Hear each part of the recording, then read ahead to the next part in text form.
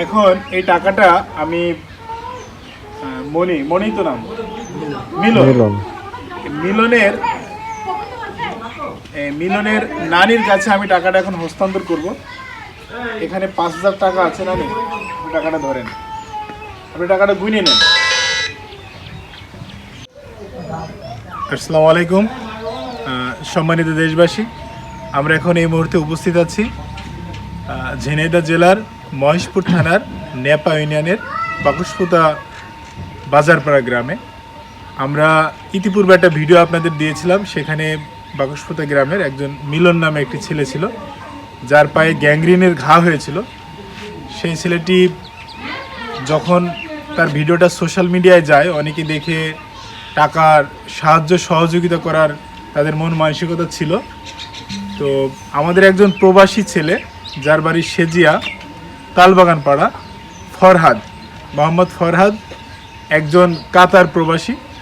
সে তার এই ভিডিওটা দেখার পরে তার মনে অনেক কষ্ট লাগে যে আর্থিক সচ্ছলতার কারণে সে ভালোভাবে চিকিৎসা নিতে পারছিল না।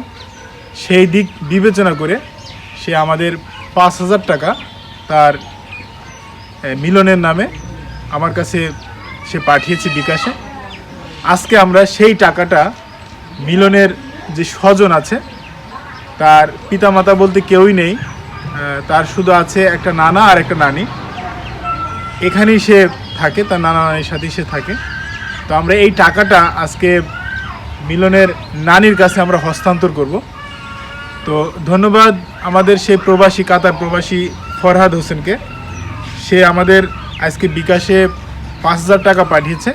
আমরা এই টাকাটা তার পরিবারের সদস্যদের কাছে হস্তান্তর করে তাদের কাছে আমরা টাকাটা বুঝিয়ে দেব। আর প্রথমত, আপনারা যে বা যারা প্রবাসে থাকেন, আপনাদের দয়া এবং ভালোবাসায় দেশের অনেক অসহায় মানুষের অনেক সাহায্য সহযোগিতা হয়। আপনারা অবশ্যই আপনাদের এই দয়ার হাতটা আপনারা আরও বৃদ্ধি করবেন। আপনাদের জন্য আমাদের প্রাণের অন্তরস্থল থেকে আপনাদের জন্য ভালোবাসা ও দোয়া রইল।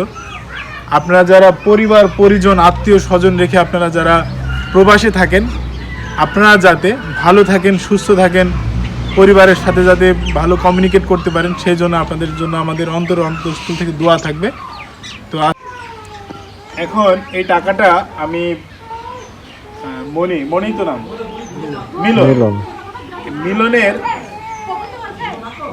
মিলনের নানির কাছে আমি টাকাটা এখন হস্তান্তর করব। এখানে 5,000 টাকা আছে। নানি, টাকাটা ধরেন, আপনি টাকাটা গুনে নেন।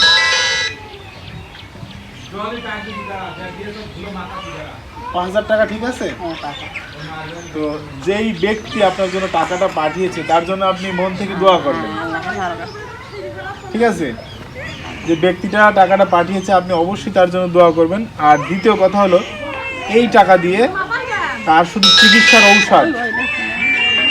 ঔষধটা ব্যবহার করবেন। যে ঔষধগুলো আপনার প্রয়োজন, সেই ঔষধগুলো কিনে তারে সেবন করাবেন। পরবর্তীতে যদি আপনাদের এই সাহায্য সহযোগিতার হাত যদি আরও কেউ বাড়িয়ে দেয়, আমাদের পক্ষ থেকে আমরা অবশ্যই চেষ্টা করব আপনাদের হাতে আরও কিছু টাকা পৌঁছে দেওয়া, ইনশাল্লাহ। আর যেই ছেলেটা পাঠিয়েছে তার জন্য অবশ্যই দোয়া করবেন, ইনশাল্লাহ। আমরাও দোয়া করি আপনারা যাতে ভালো থাকেন, সুস্থ থাকেন, সেই দোয়া রেখে আপনাদের হাতে আমরা টাকাটা হস্তান্তর করলাম। আর যে প্রবাসী ছেলেটা আপনাদের জন্য এই হেল্পটা করলো, তার জন্য দোয়া করবেন, ইনশাল্লাহ। আজকে এই পর্যন্ত, দেখা হবে অন্য কোনো ভিডিওতে। আসসালামু আলাইকুম।